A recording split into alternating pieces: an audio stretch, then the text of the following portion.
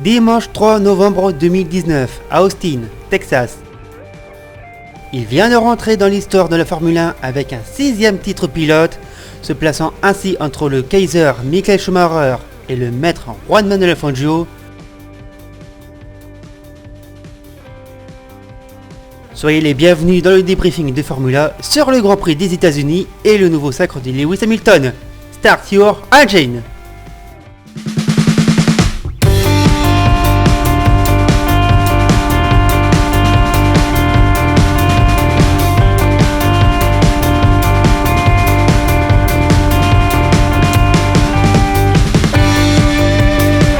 Salut à tous pour cette nouvelle course direction le Texas et Austin, le circuit des Amériques par un rendez-vous attendu par les fans de Lewis Hamilton.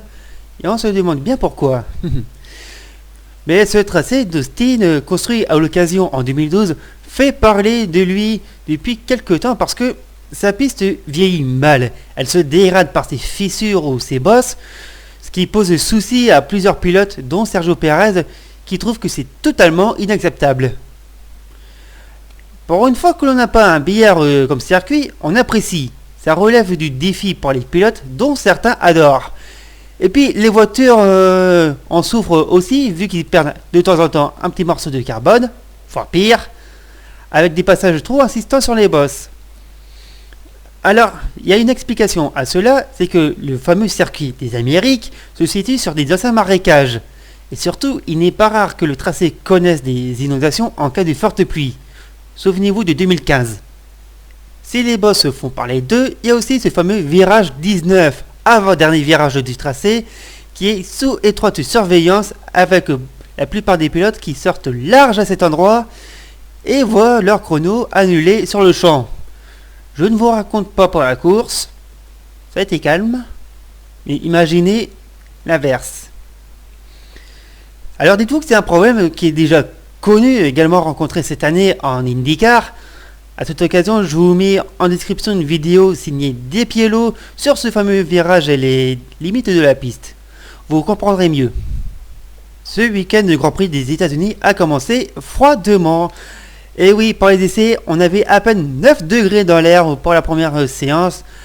Mais les températures se sont vite réchauffées au fil du week-end et les équipes ont aussi pu tester pour l'occasion, pour la première fois, les nouveaux pneus Pirelli de 2020 avec des résultats mitigés. Il fallait s'y attendre vu que ces équipes n'avaient pas vraiment prévu de tourner et de travailler avec ces gommes pour le week-end, sauf les Mercedes qui ont engrangé beaucoup de tours le vendredi matin. On peut aussi noter une alerte pour Charles Leclerc le samedi matin avec une fuite d'huile sur son moteur et un changement inopiné de ce dernier pour la suite de ce week-end et sans pénalité. Tant mieux pour lui. Du côté de la qualification, on a eu le droit à quelques surprises avec pour commencer la double élimination des Alfa Romeo dès la première séance. Et aussi une McLaren en tête des chronos dans cette même première séance. Il faut préciser que la piste s'améliorait au fil du temps avant de perdre de sa performance pour la fin de la Q3 en raison des températures qui remontaient. C'était le premier run qui était gagnant et la surprise vient de Valtteri Bottas avec un chrono en 1 minute 32 029 millième, 11e pole position en carrière. Et sur un grid, il devance Sebastian Vettel et Max Verstappen, suivi de Charles Leclerc et de Lewis Hamilton. Pire qualification pour le pilote anglais. D'ailleurs, à noter que les 3 premiers sont séparés simplement d'un dixième de seconde, alors que le top 5 de cette Q3 en est à moins de 3 dixièmes. C'est très serré comme écart. Très serré. Et cela aurait pu être différent car on a failli assister à un mélodrame avec un probable accrochage entre Hamilton et Verstappen et Kvyat vers la fin de la Q2. Les pilotes Red Bull accusant le pilote Mercedes de sa manœuvre pour passer avant tout le monde. Alors pour Kvyat, ok, c'était limite. Mais Verstappen, je me demande s'il n'était pas plus pressé qu'Hamilton en fait. Parce que plonger à l'intérieur quand t'es à côté de 2 voitures, c'est limite. C'est très limite. La course démarre sur les chapeaux de roue avec quelques accidents au premier virage, mais elle va mal commencer pour Ferrari et surtout Sébastien Vettel qui manque de rythme et de rebond. D'ailleurs, sa suspension va casser. Une vraie rupture du bras sur les bosses et vibreurs du circuit américain. C'est un incident qui est rare en F1. Les triangles sont des pièces qui sont assez solides sur ces voitures. Et son abandon va profiter aux autres comme Ricciardo et Norris qui se battent pour la 5e position. Et pourtant ça va pas durer. Devant eux, Verstappen est intercalé entre les Mercedes et veut tirer son épingle du jeu en s'arrêtant le premier parmi les leaders. Et pour couvrir, Mercedes arrêtera en premier Bottas. Étonnant, mais pas illogique. Ça peut se tenir, mais le Hollandais ne sera pas un adversaire en début de course. Limite sur la fin, et encore. Ensuite, ça ne suit plus. Malgré la remontée de Perez parti depuis les stands pour avoir loupé la pesée vendredi, ou bien Alexander Albon, victime au départ du premier virage, qui lui aussi effectue une belle remontée. Quelques bonnes batailles quand même en milieu de peloton plus ou moins correctes entre les Toro Rosso, Racing Force India Pointe, les Alfa Romeo et aussi entre les Renault et les McLaren. Et là c'est Williams, on les a pas vus eux. Alors ces petites batailles nous occupent avant d'atteindre les deuxièmes arrêts au stand de Max Verstappen et de Valtteri Bottas qui se suivent sur les stratégies. Alors qu'Hamilton, lui, n'en a fait qu'un et doit rééditer la stratégie vue au Mexique. Sauf que le souci, c'est que les conditions ne sont pas les mêmes. Et Hamilton va devoir céder la tête de course face à un Bottas, malgré une bataille serrée qui va durer seulement 2 tours. Les batailles en piste auront été de courtes et pas si excitantes que ça finalement pour ce week-end. Et la position de tête ne changera plus à l'arrivée. On note une victoire de Valtteri Bottas devant Lewis Hamilton et Max Verstappen. Leclerc et Albon complètent le top 5 et le meilleur tour revient au pilote monégasque. Encore un week-end parfait pour Mercedes avec une nouvelle victoire, un nouveau doublé et surtout un nouveau titre de champion du monde pour Lewis Hamilton. Et franchement, il est rare de voir les 2 pilotes de l'équipe allemande être heureux. Et pour revenir à Bottas, qui a déclaré qu'il a personnellement échoué dans son objectif, eh ben il a fait le job. Il montre aussi qu'il peut se battre pour la victoire face à son coéquipier. Même si c'est rare en course, on va se l'avouer, c'est rare. Bottas sera encore là en 2020, lui qu'on excluait de l'équipe pendant l'été. Eh ben on s'est trompé. On s'est trompé. Alors Ferrari était bien en qualification et puis a perdu du rythme dimanche. Les stratégies pneus seront en cause. Et puis les boss ont eu raison aussi de la mécanique des voitures italiennes, avec les pannes de Leclerc et surtout la casse qu'a connue Vettel. Un mauvais moment pour Mattia Binotto qui fêtait ses 50 ans ce dimanche. Et de plus les accusations de Red Bull et Verstappen sur leur moteur. Ambiance. Red Bull justement, avec un Max Verstappen qui ne change pas du Mexique, que ce soit sur la piste ou dans ses propos, tiens. Mais il remarque des gros points depuis Spa, ça c'est à noter. Deuxième podium depuis la course belge. Et aussi la nouvelle performance d'Alexander Albon, bousculé au premier virage certes, mais qui fera une remontée du tonnerre comme en Russie. Et surtout, un ratio de points plus solide que ce qu'ont l'équipier. C'est à méditer. Enfin, vous connaissez la position de Red Bull pour 2020. Il nous faut chanter, mais on la connaît. McLaren dans le coup ce week-end à Austin, même si ça a eu du mal à prendre en course, avec Lando Norris qui avait marqué le meilleur temps en Q1. Mais ça ne fait pas une pole, malheureusement. Ça ne fait pas une pole. Et puis Carlos Sainz qui assure aussi de ce côté pour son 7e Grand Prix en Formule 1. Il n'y a rien à redire pour Woking. Tout comme Renault qui place ses 2 voitures dans les points avec Ricciardo qui profite des soucis de Vettel et qui était en bonne position pendant un long moment, sera le meilleur des autres ce week-end. Et Nico Hülkenberg engrange des points aussi malgré une stratégie compliquée. Bah, il verra, ça sera mieux en DTM. Non, il y va pas. On est sûr. Bon. Week-end compliqué pour la Scuderia Toro Rosso avec deux accrochages qui coûtent cher en fin de course. Gasly pour commencer face à Perez qui doit s'arrêter à cause d'une suspension cassée. Et puis Daniel Kvyat qui a retenté son action du Mexique sur Perez aussi. Allez, deux pour le prix d'un, tant qu'à faire. Pas les mêmes dégâts certes, mais la même pénalité et surtout un 0 pointé par la petite Scuderia. C'est dur. Et puis, tant qu'on parle de Perez, Racing Point peut lui dire merci pour sa remontée depuis les stands. Oui, il peut lui dire merci.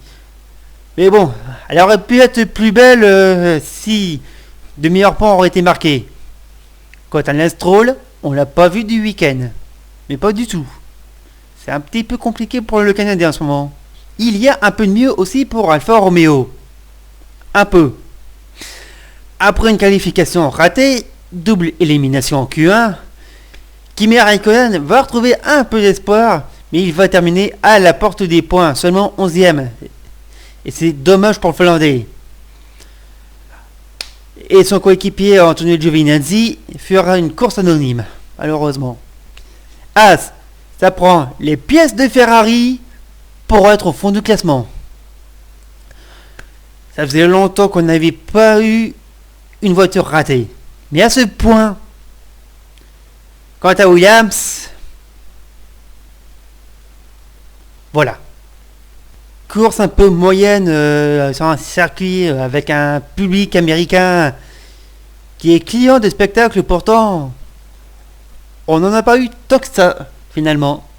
Ça sera, allez, un 6 sur 10 pour être gentil, mais pas plus. Et puis la stratégie joue aussi. C'est vrai qu'elle a été encore dans l'inconnu pour ce week-end. On jette un œil sur les classements avec Lewis Hamilton, leader et champion avec 381 points devant Valtteri Bottas 314. Charles Leclerc conforte sa troisième place de 149 points. Max Verstappen repasse devant Sebastian Vettel pour 5 points. Alexander Albon fait la bonne opération, 84 points contre 80 pour Sainz et 77 pour Gasly. Daniel Ricciardo, Sergio Perez complète le top 10. En deuxième partie du tableau, on retrouve Lando Norris devant Nico Hülkenberg, suivi de Daniel Kvyat, Kimi Raikkonen, Lance Stroll, Kevin Magnussen, Romain Grosjean, Antonio Giovinazzi, Robert Kubica et George Russell, les pilotes Williams. Et du côté des constructeurs, Mercedes déjà champion, 695 points devant Ferrari qui a 479, Red Bull 366, ce top 3 ne bougera plus comme la 4ème place de McLaren 121 points. Renault commence à assurer sa 5ème place avec 83 points. Petit changement, Racing Point qui repasse devant Toro Rosso pour un petit point d'écart. Alfa Romeo, Haas et Williams suivent derrière. Alors pour la revue de presse, j'avais prévu de parler du règlement 2021. Mais on fête un champion du monde. Je me suis dit, je vais aller chercher des chiffres pour vous parler de Lewis Hamilton. Lewis Carl Davidson Hamilton, 34 ans, 6 fois champion du monde, 2008, 2014, 2015, 2017, 2018 et 2019. Et d'ailleurs, en 2008, il fut le plus jeune champion du monde à 23 ans et 9 mois. En 13 saisons de Formule 1, les chiffres s'affichent. C'est 248 départs en course avec 83 victoires, 21 avec McLaren et 62 avec Mercedes. C'est aussi 87 pole positions et 150 podiums. Il a aussi 2 records de victoires par saison avec 11 courses remportées en 2014 et 2018. Il peut encore égaler ou battre ce record avant la fin de saison. Il a aussi le plus grand nombre de points marqués depuis ses débuts, 3399. Il a également 14 high track pole meilleur tour et victoire sur un week-end. Il est encore loin du record de Schumacher qui lui en est à 22. Et aussi à préciser, il a 26 abandons en carrière, ce qui représente seulement 10% des courses qu'il a parcourues. Et en 2019, une série en cours, les chiffres parlent aussi, avec 10 victoires, 4 pole positions, 5 meilleurs tours, 16 podiums, avec 450 tours et 2907 km en tête de Grand Prix. Et surtout, il est à 0 abandon. Pas une fois il a abandonné. Et pas une fois il a loupé les points. Pas une fois. Et il égalise aussi ce week-end le record de Nick Heidfeld avec 33 courses consécutives à l'arrivée. Il peut battre ce record dans 15 jours à Interlagos. Si tout va bien. De toute façon, d'autres records vont tomber dans les années à venir. Qu'ils soient encore détenus par Ayrton Senna ou Michael Schumacher, Lewis Hamilton est en train de laisser son empreinte dans le marbre de l'histoire de la Formule 1, qui fait de lui à chaque course une légende de ce sport. Et très honnêtement, c'est pas tous les jours qu'on voit ça. C'est pas tous les jours qu'on voit une telle puissance, un tel génie, un tel talent.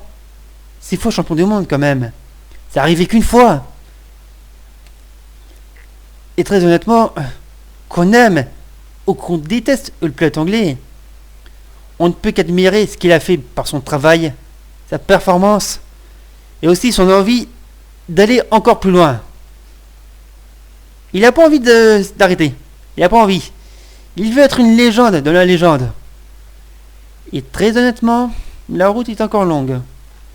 Très longue. Il reste encore 2 grands prix avant la fin de saison. Interlagos au Brésil, Yas Marina à Abu Dhabi. Il n'y a plus vraiment d'enjeu pour les saisons, vu que tous les titres sont remportés. Il reste encore la bataille pour la 3e place, qui peut se jouer entre Charles Leclerc, Max Verstappen ou Sébastien Vettel. La 6e place aussi, avec Gasly, Albon et Sainz. Côté constructeur, même si Renault assure sa 5e place, ça pourra se jouer entre Toro Rosso et Racing Point pour la 6e place. Encore 2 grands prix et cette saison 2009 fermera ses portes. Et dire qu'on pensait que les Mercedes auraient plutôt remporté. C'était bien parti pourtant. Vous pouvez donner vos avis sur Hamilton, sur la course, en dessous de la description. La vidéo, vous pouvez la partager. Vous pouvez retrouver le débriefing sur YouTube, Twitter et le site. On se donne rendez-vous dans 15 jours pour le Grand Prix du Brésil à Interlagos, sur les terres d'Ayrton Senna. C'était le débriefing des Formula. Merci, bravo Hamilton, et à bientôt.